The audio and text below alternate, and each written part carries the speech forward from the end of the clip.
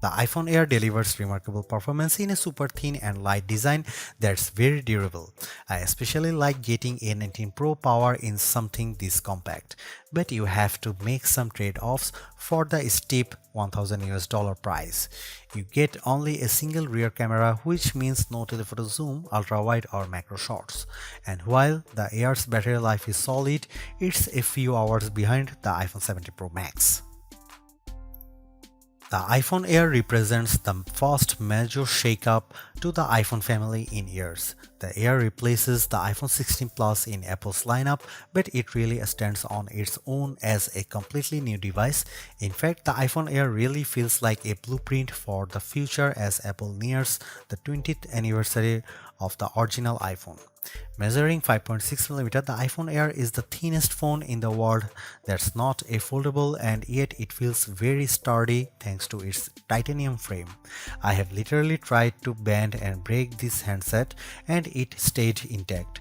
The Air doesn't skimp on performance either, packing an A19 Pro chip for playing demanding games and taking advantage of Apple intelligence. So what's the catch with this super slim Air? There's only a single camera, and while the battery life is pretty solid for something this size, you get less endurance versus the iPhone 17 Pro models.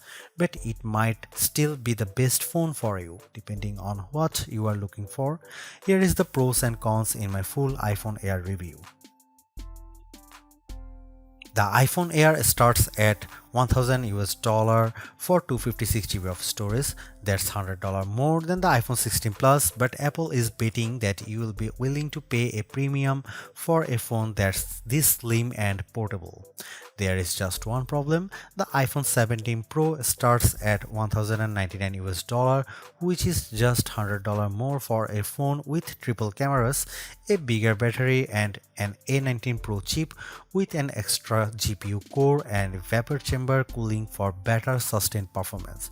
So you should really think about whether this stunning design is worth it. The iPhone Air has a release date of September 19. The iPhone Air is so thin and light that you are worried for its safety when you see it from across the room, but you will feel reassured when you put it in your hands. Measuring just 5.64mm thin, the iPhone Air edges out the Samsung Galaxy S25 Edge for the thinnest phone we have tested. The Air is so thin, in fact, that you might forget it's in your front pocket. Well, the whole device isn't this thin. The plateau or camera bump runs across the top of the device and jutes out. At least it doesn't wobble on a table when you press down. Apple purposely crammed all the major components into this area to make room for a larger battery down below. The iPhone Air comes in sky blue, cloud white, light gold, and black. Frankly, the black color makes the design look cheap and not as thin. I prefer the sky blue model I tested, which does a better job of showing off the Air's thin profile. Some have complained that the titanium frame is too shiny, but I don't agree. If you are worried about the durability for a phone this thin, I think you can rest easy. I saw a demo that simulated a band with 130 pounds of force, and the iPhone Air shrugged it off.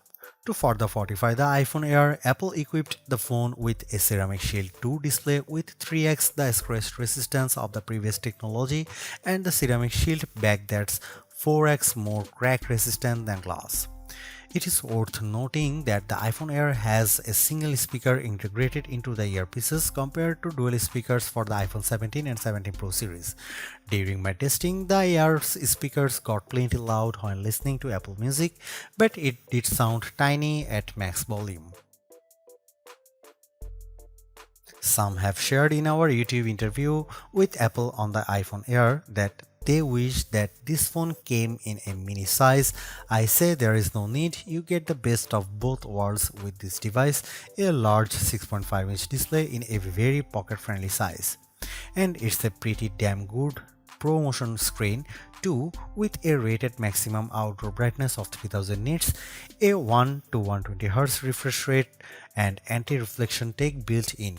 Outdoors, I put the iPhone Air up against the Galaxy S25 Edge, playing the same Begonia trailer, and Emma's tone looked brighter, plus there was less glare. The iPhone Air didn't perform quite well as in our lab testing, covering less of the DCI-P3 color space and turning in a slightly worse Delta E accuracy score. The iPhone Air features a single 48 megapixel fusion camera with 2x optical quality zoom. No telephoto, no ultra-wide, but it is a pretty strong performer based on my testing. Just don't expect much more from the 10x digital zoom. The iPhone Air does bring some cool new camera features to the table that are also available on the iPhone 17, 17 Pro and 17 Pro Max. This includes an 18 megapixel center stage front camera that leverages a square sensor to let you shoot landscape selfies without having to flip the phone in your hand. Here are some camera samples of the new iPhone Air.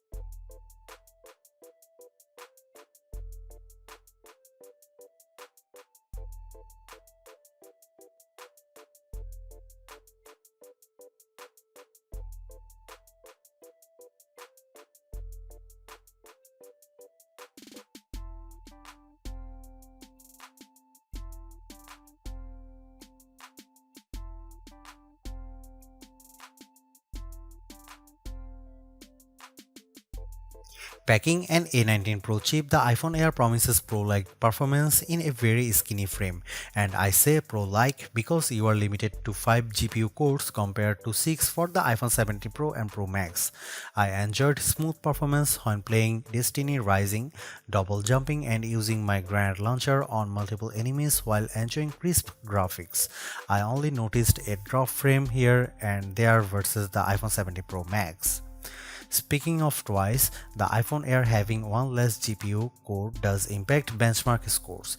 It reached 29.5 FPS in the demanding 3D Mark Solar Bay Unlimited graphics test compared to 46.6 FPS for the iPhone 17 Pro Max. The Galaxy S25 Edge also turned in a higher frame rate. On Geekbench, which measures overall performance, the iPhone Air beats the Galaxy S25 Edge and it finished our video transcoding test 20 seconds faster. How about sustained performance? To test that, we used the 3D Mark Wildlife Extreme Stress Test, which simulates gaming for about 20 minutes. We ran it once and recorded the result, then did a second run right after that to really stress test these phones. The iPhone Air performed quite well, with stability score that beat the Galaxy S25 Edge by a fair margin in both rounds. More surprisingly, the iPhone Air turned in cooler temperatures than the Pro Max when we measured the back of the phones using the laser thermometer in 5 locations and averaged the result, though the S25 Edge was even cooler. Here's the big questions on everyone's mind. How good or bad is the iPhone Air's battery life? Apple claims all-day battery life, but we decided to put that to the test in a couple of ways. First up was our battery test, which surfs the web over 5G at 150 nits of screen brightness. The iPhone Air turned in a decent 12 hours. That's nearly a half hour better than the Galaxy S25 Ultra, and the regular iPhone 17 lasted 45 minutes longer. However, the iPhone 17 Pro Max lasted over 5 hours longer than the iPhone Air, so if you really care about endurance, the choice is clear. I also compared the iPhone Air's battery life versus other phones when streaming the same YouTube video over Wi-Fi for 5 hours at 50% screen brightness. The iPhone Air was down to 81%, which is better than the Galaxy S25 Edge's 67%. Note that Apple sells a $99 MagSafe Battery Pack for the iPhone Air that's designed to deliver 65% more power. The iPhone Air puts most of its components in the plateau towards to the top of the device, and this is the area that got fairly warm during my testing. For example, after playing Asphalt Legends for 10 minutes, I measured this area and it got as hot as 106 and 109 degrees. Playing the same game on the iPhone 17 Pro Max, the temperature was in the 96-degree range. When performing other tasks, the iPhone Air mostly kept it cool, so your results will depend on the apps you are using. Like all the new iPhones, the iPhone Air comes with iOS 26 pre-installed, and there is some features worth getting excited about. There is the new liquid glass design, which adds sleek looking transparency effects to various apps, and I also like how you can better customize your lock and home screens with 3D like spatial photos. Major feature upgrades for iOS 26 come to the phone app in particular. There is a hold assist for letting your iPhone stay on hold of you until a human comes to the phone, and call screening will help keep scammers away. I also appreciate the ability to add backgrounds to messages as well as add polls. Apple Intelligence just isn't that exciting right now as we wait for the new Siri to be fully bagged coming in 2026, but there are some noteworthy AI upgrades. For example, with visual intelligence, you can easily look up anything in a screenshot via Google, such as that new pair of shoes that caught your eye, and you can also ask questions about whatever on your screen via ChatGPT. However, this feature feels like it involves too many steps versus Gemini Live, which analyzes your screen without having to take a screenshot, and you can have a live voice conversation with Google's Assistant at the same time. I am torn about the iPhone Air as its remarkable piece of engineering. This design is amazingly thin and light, and Apple deserves serious credit for making it so durable. It feels so strong, I don't think I would bother with a case. I also like how well the iPhone Air performs.